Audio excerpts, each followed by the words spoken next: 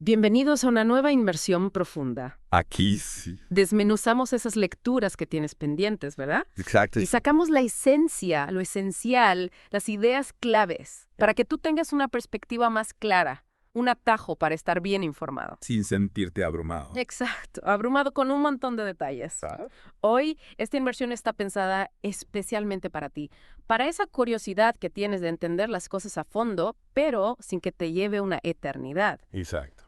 Nos vamos a sumergir en un tema fascinante. Lo encontramos en el libro Concentración de Annie Rix Milix. Ah, sí. Son enseñanzas que se compartieron hace más de un siglo, allá por 1907 en Los Ángeles, y que resonaron profundamente en muchas partes del mundo. Es muy interesante cómo se ha procurado mantener ese tono de conversación original al mismo tiempo que se organiza la información para que nosotros podamos estudiarla y aplicarla. Ajá. Y a mí personalmente me atrae mucho este libro porque desde el principio plantea la posibilidad de alcanzar ese nivel de concentración que necesitamos para nuestro crecimiento espiritual. Interesante. Suena como un objetivo importante, ¿no? Sin duda. Por eso nuestra misión hoy es explorar a fondo qué nos dice este libro sobre la naturaleza y el poder de la concentración. Vamos a analizar su definición, cómo se relaciona con la creación, su vínculo con inteligencia y sobre todo esos métodos prácticos que nos propone para cultivarla, Ajá. incluyendo cómo manejar nuestros pensamientos y emociones. Para empezar, ¿qué nos dice Annie Rix Milix sobre la esencia misma de la concentración? ¿Cómo la define? Ella la describe de una manera muy sencilla pero con mucha profundidad, como la acción de reunir algo en un punto central. Y lo interesante aquí es que esta idea abarca tanto lo espiritual como lo material.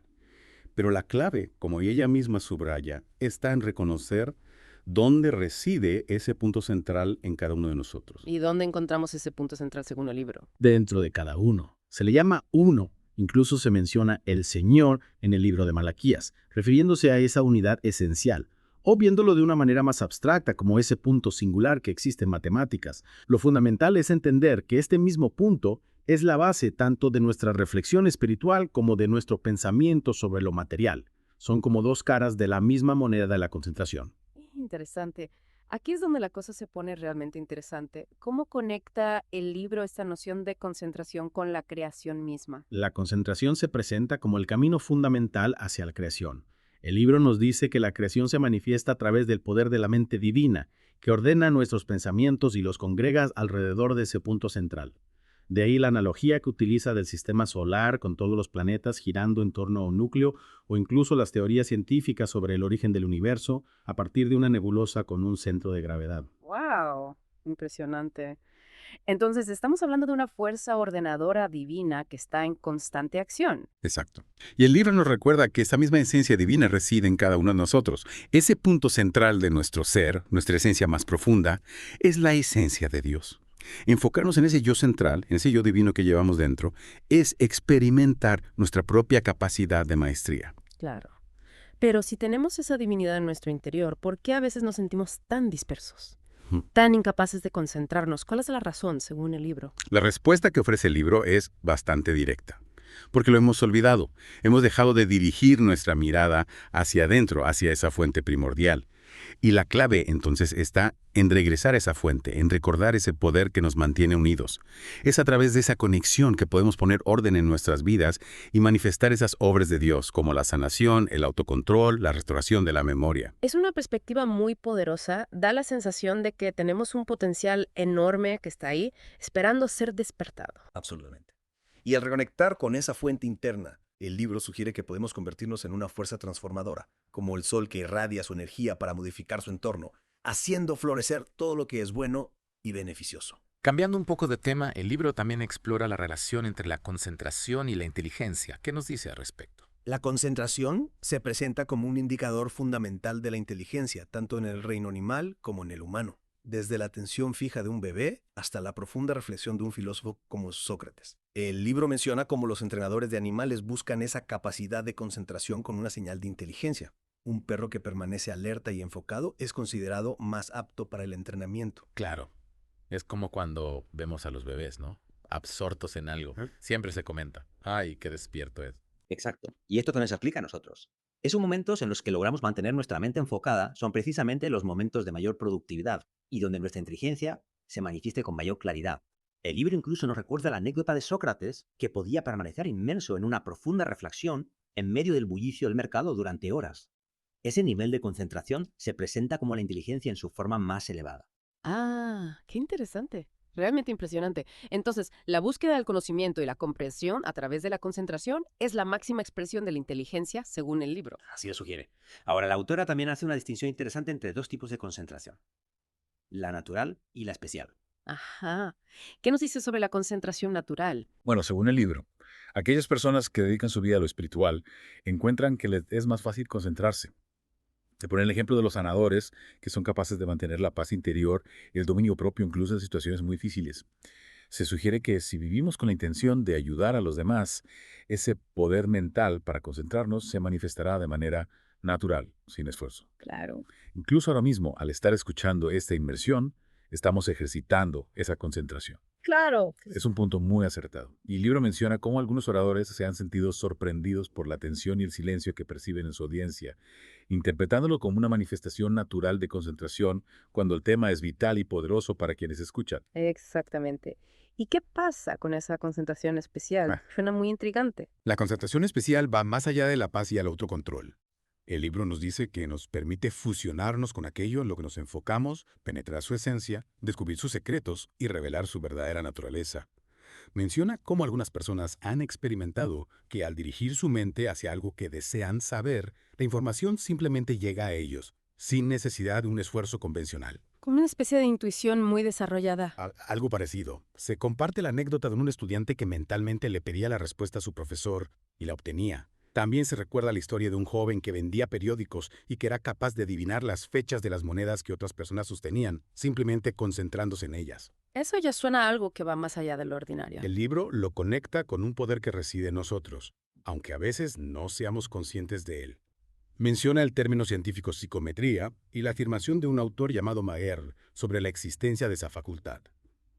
Es un poder ordenado que poseemos y que podemos llegar a ejercitar. Pero para ello debemos prestar mucha atención a la calidad de nuestros pensamientos. Bien, hablemos entonces de cómo cuidar nuestros pensamientos, tal como lo plantea el libro. El libro es muy claro en cuanto a la necesidad de desechar los pensamientos negativos. Los describe como basura que contamina nuestra mente y nuestras células cerebrales, llenándolas de lo que algunos llaman suciedad mental. Todo esto tiene su origen en pensamientos erróneos, como la preocupación por ofensas pasadas, la venganza, el miedo, en definitiva, todo aquello que nace de la creencia en el mal. Una limpieza mental profunda. Exacto. El libro nos anima a volvernos como niños pequeños, con células cerebrales puras y limpias, llenas de amor, pureza y bondad. De esta manera, nuestra mente, nuestro cerebro, puede estar ordenado y libre. Cuando deseemos pensar en algo, no tendremos que recurrir a la fuerza de voluntad, simplemente nos relajaremos y el pensamiento surgirá de manera natural, sin esfuerzo. Esto me lleva a preguntarme sobre la memoria. El libro habla de restauración de la memoria a través del enfoque en el presente.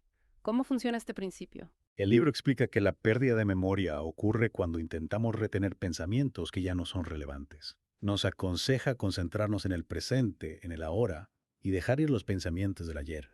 Nos invita a imaginar que renacemos cada mañana. Vivir el momento. Precisamente.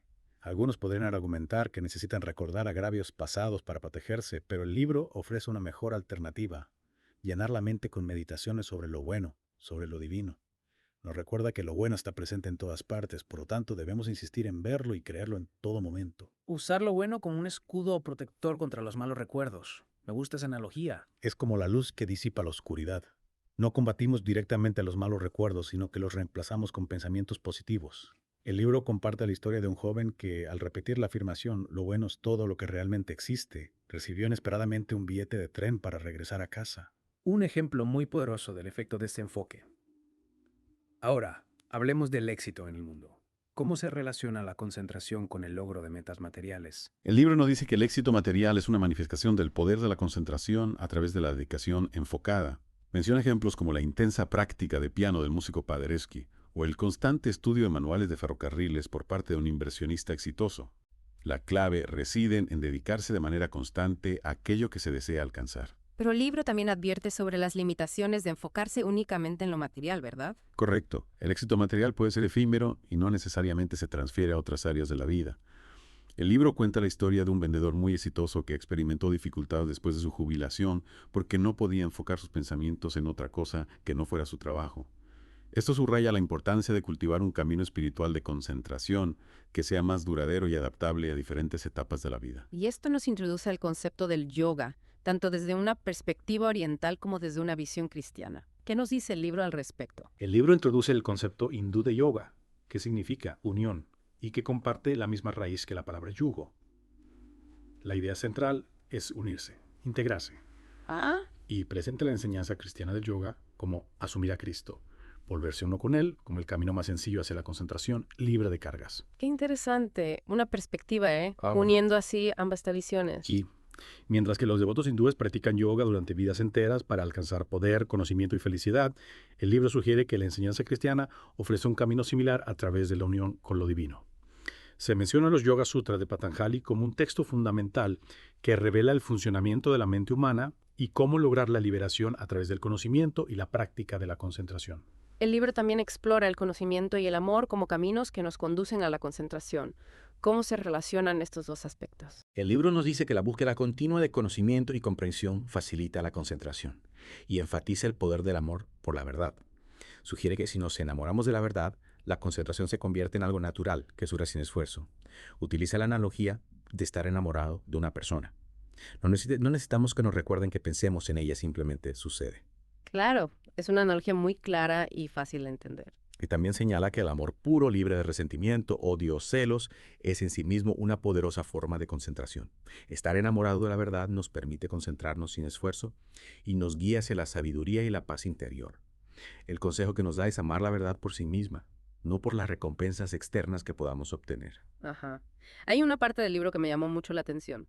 El poder de la palabra silenciosa y el reposo. ¿Qué significa exactamente este concepto? El libro introduce la práctica de repetir regularmente en silencio la frase «lo bueno es todo lo que realmente existe» y enfatiza el poder del descanso, citando el Salmo 46.10. «Estad quietos y conoced que yo soy Dios». Explica que Dios es el nombre de nuestro bien supremo y cualquier anhelo de paz, salud, felicidad o libertad es la manifestación de ese yo soy interior. O sea que conocer y amar son los pilares fundamentales de la concentración según el libro. Exacto. Conocer se asocia con la actividad de buscar, de comprender, mientras que amar se relaciona con la quietud, con el ser. Ajá. El amor por la verdad surge de manera natural y nos guía por el camino de la sabiduría y la paz interior. El poder del reposo, nos dice el libro, ya reside en nuestro interior y solo necesitamos reconocerlo a través de la meditación y el autoconocimiento, que incluye el conocimiento de lo divino. El libro utiliza la analogía de un objeto y su sombra para explicar esta idea, ¿verdad? Sí, al conocer el objeto material entendemos su sombra. De la misma manera, al conocer nuestro yo real, que es uno con lo divino, comprendemos esa sombra, ese reflejo que llamamos nuestro yo personal. Ajá. La mente real es la mente de lo divino. Y su sombra, la mente carnal o mortal, también actúa sobre sí misma. La clave está en alinear nuestra mentalidad con ese actor divino y actuar sobre la materia mental de acuerdo con la ley divina para alcanzar una paz y un poder inquebrantables. La imagen de un lago tranquilo que refleja perfectamente lo que está en lo alto representa una mente en paz. Y ese poder para aquietar la mente reside en nuestro interior. El libro lo identifica con esa presencia divina dentro de nosotros. Intentar calmar la mente únicamente con la fuerza de voluntad humana es un proceso largo y a menudo lleno de frustraciones. Claro. Pero al recordar nuestra naturaleza divina, la mente se aquieta de manera instantánea y encontramos la paz interior. Para mantener esa mente como un lago tranquilo, también se habla de la necesidad de purificar la esencia. ¿A qué se refiere exactamente este concepto? Se refiere a vivir de acuerdo con principios morales elevados. Honestidad, pureza en nuestra conducta, libertad de toda forma de engaño. Estas cualidades despejan nuestra mente y la vuelven cristalina. El libro introduce los conceptos hindúes de tama, el letargo, rajas, pasión, y sattvas, bondad ligada al ego, como 3 lazos que debemos trascender para alcanzar una verdadera paz. ¿Podrías explicarnos un poco más en detalle cada uno de estos conceptos? Claro. Tamas es ese estado de pereza, de inercia, que nos lleva al estancamiento. Podemos superarlo recordando nuestra vitalidad divina, que siempre está alerta y activa. Rajas es la pasión, esa energía que agita nuestros pensamientos con emociones intensas como la codicia o la ira. Aquí necesitamos cultivar la concentración y el autocontrol. Y sattvas es esa sensación de bondad que a menudo está ligada a nuestro ego, a la necesidad de reconocimiento y alabanza. Incluso llevando una vida aparentemente pura, el ego puede generar desequilibrios. La verdadera paz proviene de trascender estas tres cualidades y conectarnos con la mente divina. Me parece muy interesante cómo el libro redefine el descanso como un estado de ánimo. Así es. A menudo asociamos el descanso con factores externos, como las vacaciones o el simple hecho de estar en la cama. Pero el verdadero descanso es un estado de calma mental. Si nuestra mente está inquieta, incluso el descanso físico nos resulta reparador. Por otro lado, una persona con una mente en paz puede trabajar arduamente y aún así sentirse fresca y llena de energía. Y de ese estado mental sereno se desprende el arte de descomponer, o lo que conocemos como relajación. El libro, tomando ideas de la filosofía sartiana, enfatiza la inseparabilidad de la acción y el pensamiento, y cómo la relajación debe comenzar en nuestra mente. No es suficiente relajar los músculos de nuestro cuerpo si nuestra mente continúa tensa. Es crucial practicar la relajación a lo largo del día, integrando la quietud con la acción. Menciona técnicas específicas, como liberar la tensión de los músculos faciales y recordar la frase, «Estad quietos y conoced que yo soy Dios».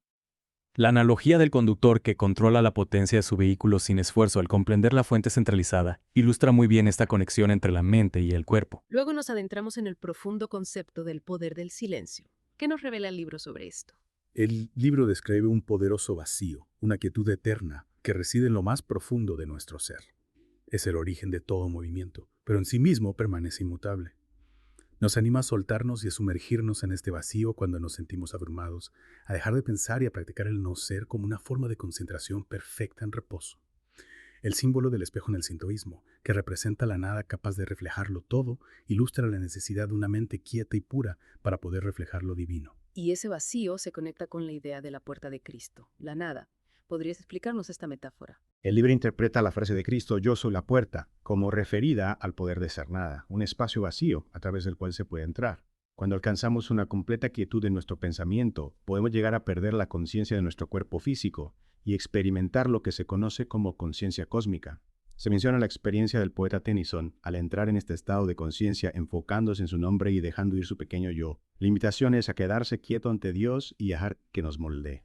Todo esto parece llevarnos al tema del autocontrol y a romper los tres lazos. El libro nos invita a elevarnos por encima de nuestros pensamientos terrenales, adoptando la afirmación, yo si soy levantado de la tierra, atraeré a todos hacia mí. Retoma los tres lazos hindúes que mencionamos antes como causas de nuestra manifestación mortal. Pero nos enseña que no se deshacen con violencia, sino a través del conocimiento, comprendiendo que en realidad son ilusiones. Se nos anima a reinterpretar tamas como el poder del reposo, rajas como energía controlada y sattvas como bondad desinteresada. El autocontrol se presenta como el dominio de nuestro yo aparente por nuestro yo divino interior, animándonos a declarar con firmeza, yo soy mi propio maestro. Y ese dominio interior se refleja en el dominio sobre el mundo que menciona el libro, ¿verdad? Correcto. Controlar nuestros propios sentimientos y pensamientos, el microcosmos, nos conduce al verdadero control sobre el mundo exterior, el macrocosmos. Un control que se basa en el amor y el conocimiento. Se enfatiza la necesidad de gestionar nuestras cualidades rajásicas, es decir, nuestras pasiones, aprendiendo a controlar la ira, la lujuria y el odio. El libro nos aconseja adoptar una perspectiva de autocompasión hacia nuestro yo mortal, viéndolo como el vehículo de nuestra vida que necesita ser guiado con amor, no condenado. En lugar de intentar destruir o reprimir nuestros deseos, se nos propone transmutarlos, elevándolos hacia lo espiritual. También se mencionan textos y mantras como herramientas útiles para cultivar la concentración. Sí. Recitar versos y mantras puede ser de gran ayuda para enfocar nuestra mente. El libro sugiere elegir un único pensamiento y elevarlo por encima de todos los demás, tal como Moisés elevó a su pueblo. Ofrece ejemplos de afirmaciones poderosas como solo tú, hágase en mí tu voluntad, el Salmo 23 o el Padre Nuestro. La clave está en utilizar aquello que resuene profundamente con nosotros para reunir nuestros pensamientos dispersos. Y reitera que amar la verdad por sí misma nos conduce a una concentración que surge sin esfuerzo. ¿Y cómo podemos aplicar esta poderosa concentración en nuestra vida cotidiana, en las cosas sencillas del día a día? El libro introduce un versículo muy poderoso del libro de Zacarías. No con ejército ni con fuerza, sino con mi espíritu, dice el Señor de los ejércitos, enfatizando así la idea de una concentración que se logra sin esfuerzo. Habla de tener un pensamiento guía para entrar en ese estado de concentración, una idea que dirige nuestro sentido divino interior. Utiliza la analogía de probar un alimento para describir cómo nuestra mente discierne las palabras o afirmaciones más adecuadas para nuestra meditación. El libro nos ofrece una ilustración, superando la preocupación. ¿Cómo podemos utilizar ese pensamiento guía en esos momentos en los que la ansiedad nos invade? Explica que ante la preocupación y la confusión que nos hacen sentirnos abrumados, podemos introducir ese pensamiento guía, no por el esfuerzo, sino por mi espíritu, para pacificar nuestra mente y encontrar un estado de descanso interior. Destaca que la preocupación, el miedo, los celos y el odio son negaciones, son vacíos que carecen de poder real. Aconseja llenar esos vacíos con pensamientos opuestos y positivos, utilizando nuestro discernimiento para elegir el opuesto más adecuado en cada situación. Ofrece un ejercicio práctico para transformar el odio en amor a través de una secuencia de pensamientos neutrales y progresivamente positivos. Y sugiere encontrar opuestos similares para el miedo, fe, confianza y los celos, comprensión. Me parece muy práctico el consejo de concentrarse donde uno está. El libro subraya que la concentración, el autocontrol, el equilibrio, la paz y el poder se encuentran precisamente en nuestras circunstancias actuales, no en un futuro idealizado. Desecha la idea de que necesitamos aislamiento para alcanzar la paz interior, reconociendo el valor incluso de breves instantes de quietud, lo que llama la conciencia de sábado. Aconsejo utilizar nuestras actividades diarias como sugerencias para cultivar pensamientos espirituales de poder y bondad, practicando así la presencia de lo bueno y viendo lo divino en todas las personas. Recomienda el libro La práctica de la presencia de Dios, del hermano Lorenzo, como un excelente guía en este camino. También se menciona, brevemente, la limpieza espiritual y cómo los diferentes días de la semana pueden inspirarnos cualidades divinas específicas. Sí, como un recordatorio de que nuestra vida cotidiana nos brinda constantes oportunidades para manifestar lo espiritual. Asigna cualidades como la libertad al lunes, el amor al martes, etc., como puntos focales para nuestra cultivación interior. Luego el libro nos habla de tu negocio especial. ¿Cómo podemos integrar la concentración en nuestro trabajo o profesión? Sugiere que nos veamos a nosotros mismos como amas de llaves que cuidan de nuestra vida y de nuestro cuerpo. Aconseja encontrar la correspondencia espiritual en nuestra profesión y dedicarla a lo divino. Comparte el hermoso ejemplo del carpintero que imbuye a cada clavo con un pensamiento espiritual. Y anima a quienes están en el mundo de los negocios a verse como si estuvieran en el negocio de su padre, promoviendo el bien y el trabajo divino, lo cual, según el libro, atrae a las personas adecuadas y conduce a la prosperidad. Entramos ahora en la concentración a través de la devoción, con una invitación a meditar en el Salmo 103. El libro nos invita a meditar en las primeras palabras del Salmo 103. Bendice, alma mía, a Jehová, y bendiga todo mi ser su santo nombre.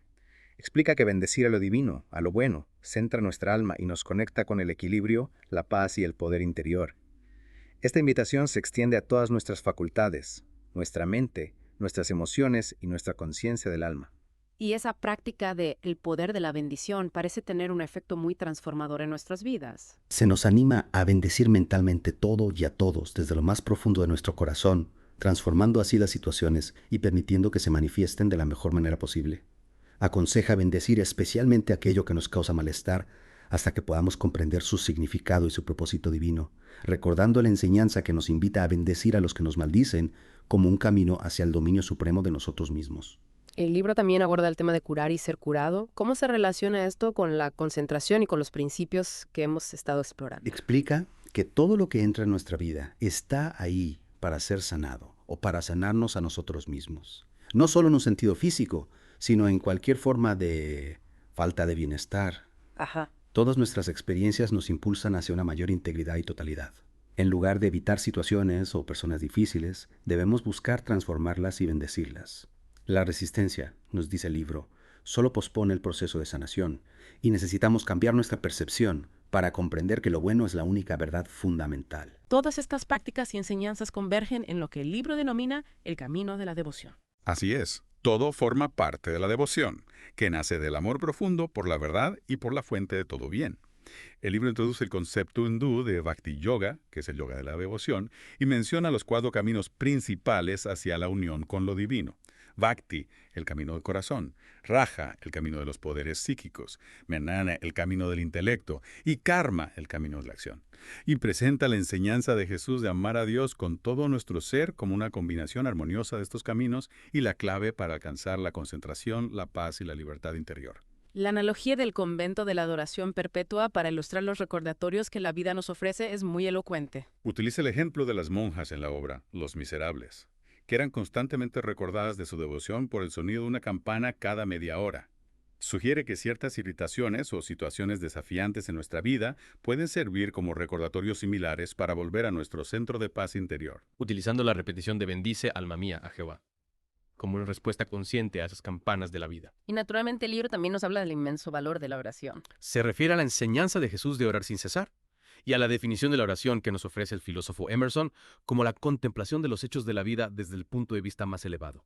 La describe como el soliloquio de un alma contemplativa y gozosa, y como el Espíritu de Dios pronunciando buena su obra. ¿Y cómo podemos unir nuestros deseos a la oración de una manera efectiva? El libro explica que todos nuestros deseos pueden transformarse en afirmaciones poderosas a través de la devoción, bendiciendo a Dios por su cumplimiento incluso antes de que se manifiesten. Aconseja entregar nuestros deseos al Espíritu y observarlos como una forma de oración en sí mismos. Cita las palabras de Jesús ante la tumba de Lázaro. Padre, te doy gracias porque me has oído, como un ejemplo de dar gracias antes de la manifestación, animándonos a practicar el así sea, así sea, así sea, para cada deseo sincero y a liberar toda preocupación. Luego se presenta la hermosa idea del carácter como el jardín de Dios. Conecta la devoción con la posibilidad de regresar a ese estado edénico de abundancia y armonía. Contemplar la vida desde una perspectiva elevada cultiva ese jardín interior. Se nos aconseja nutrir esa conciencia del Edén y desarraigar las malas hierbas como el miedo y la duda a través de la declaración constante de la verdad. Yo soy puro, yo soy verdadero, yo soy divino. Se introduce entonces la poderosa metáfora de las semillas pensamientos. Se nos invita a considerar nuestros pensamientos como semillas valiosas que debemos seleccionar y nutrir deliberadamente, protegiéndolas para que puedan arraigar y crecer fuertes. Se aconseja confiar la cultivación de los rasgos deseados a la guía del espíritu. Y se detalla una práctica específica llamada la práctica de la siembra mental. Remitiéndose a las enseñanzas contenidas en el libro Lecciones primarias de la vida cristiana y sanación, se explica una técnica concreta de concentración. Elegir un pensamiento que deseamos desarrollar, por ejemplo la fe, repetirlo mentalmente 7 veces, siguiendo un ritmo específico, 3, luego 3 y finalmente 1, cerrar nuestros sentidos externos y continuar repitiéndolo internamente. Se explica cómo, a través de esta práctica, surgirán pensamientos relacionados y se establecerá una conexión profunda con la mentalidad deseada. Lo compara con el crecimiento de una semilla hasta convertirse en una planta que da fruto, conteniendo esa misma semilla. Ajá. Si nuestra mente divaga durante la meditación, simplemente volvemos al pensamiento original. Con la práctica constante, este proceso nos llevará a una nueva comprensión y a una manifestación más poderosa del pensamiento elegido. Todo esto forma parte de lo que el libro denomina cultura del alma. Definida como el cumplimiento de nuestra misión original de cultivar la tierra, simbolizando el trabajo constante del Espíritu Santo en nuestro interior para formar un carácter espiritual fuerte, inteligente y lleno de amor. El propósito es cultivar nuestra conciencia terrenal y demostrar que este mundo puede ser un Edén, vivir con alegría, salud y autenticidad, como una expresión terrenal de lo divino, atrayendo y compartiendo el reino de los cielos. Llegamos ahora a la importancia de conocer el gran ser que reside en nosotros. Se enfatiza que este gran ser es el inmenso corazón que palpita en nuestro interior, no una deidad distante y ajena. Se subraya la importancia fundamental de amarnos a nosotros mismos de la misma manera en que amaríamos a Dios, el primer mandamiento, comprendiendo que el verdadero amor propio surge de identificarnos con ese espíritu vasto e ilimitado, y no únicamente con nuestra personalidad limitada. Se aconseja incluso reconciliarnos con aquellos aspectos de nosotros mismos que consideramos adversos, siguiendo el camino de Cristo de sanación y redención. Se recalca que este gran ser es aquello que se adora universalmente y que debemos manifestarlo a través de la humildad y un espíritu afable. El orgullo es precisamente identificarse con esa pequeña personalidad, con el egocentrismo. Se reitera que el gran ser es el ser de todos, y debemos reconocerlo en nuestro prójimo, el segundo mandamiento. Dedicarnos al bien que hay en todos, adoptando ese ideal edénico. Ver los acontecimientos diarios desde esa perspectiva superior, entendiendo que la alabanza es en realidad gloria a la vida universal y la crítica, una oportunidad para nuestro crecimiento. Y esto, a su vez, se relaciona directamente con la idea de la libertad de la personalidad. Liberar esa percepción limitada de nuestro yo es la clave para alcanzar una autocesión auténtica y la inocencia propia de la infancia. Debemos enfocar nuestra atención en ese espíritu vasto y dejar de perturbarnos por la alabanza o la crítica, atribuyendo la primera a nuestra naturaleza divina y viendo la segunda como una oportunidad para la expresión y la corrección divina. El yo terrenal por sí solo no es nada, su potencial proviene de ese espíritu universal. Se menciona cómo, durante la meditación profunda, podemos experimentar una mayor percepción de nuestro cuerpo o incluso la sensación de estar sin cuerpo, conectados con todo, una señal positiva de que estamos accediendo a esa conciencia superior. Se comparte la anécdota de una mujer que, a través de la afirmación todo es mente, no importa, experimentó una conciencia pura, trascendiendo el tiempo y el espacio y percibiendo incluso eventos futuros. lo que nos conduce de manera natural al concepto de conciencia cósmica. El libro nos explica que rechazar la existencia de una realidad material disuelve las barreras de nuestra percepción física. La materia es una perspectiva limitada, una interpretación que realiza nuestra propia mente. Liberarnos de estas restricciones materialistas nos abre las puertas a la conciencia cósmica, una experiencia viva, un descubrimiento, una felicidad, una manifestación de entendimiento, emoción y existencia universales. El progreso espiritual nos prepara para esta experiencia, permitiéndonos integrarla de manera equilibrada en nuestra vida. La analogía de la anestesia celestial que utiliza el libro me parece muy poderosa y reveladora. Se compara la serenidad y la calma con la que Jesús enfrentó sus últimos días con un estado de paz profunda, similar al efecto de un analgésico potente. Esta anestesia terrenal nos permite enfrentar cualquier desafío sin ser afectados negativamente, manteniendo nuestro control, nuestra paz interior, actuando como sanadores y maestros. Quienes alcanzan este nivel de conciencia comprenden que están experimentando algo celestial mientras aún viven en la tierra. Se menciona incluso la advertencia budista de no retirarse de ese éxtasis contemplativo, sino de aceptarlo e integrarlo. ¿Y cómo nos ayuda todo esto a escapar de la locura, según la perspectiva del libro? Meditar en la belleza, la bondad y la verdad nos ofrece una protección invaluable, manteniendo nuestra mente conectada con ese ser divino que es todo bien. La locura religiosa, por ejemplo, se atribuye a la persistencia de creencias en el mal. El libro comparte el caso de una mujer que sufría de manía religiosa y que fue a ayudar a mantener el pensamiento de la seguridad universal. Y eventualmente se recuperó por completo. Se aconseja recordar la presencia y el poder únicos que actúan a través de todas las personas, especialmente cuando nuestros amigos o seres queridos parecen estar desequilibrados. El objetivo final entonces es abrirse al Espíritu Santo que reside en nuestro interior. Exacto. El propósito es experimentar la alegría celestial aquí en la tierra, dejándonos guiar por esa voz interior suave y serena. Las enseñanzas de Jesús buscaban precisamente hacernos receptivos.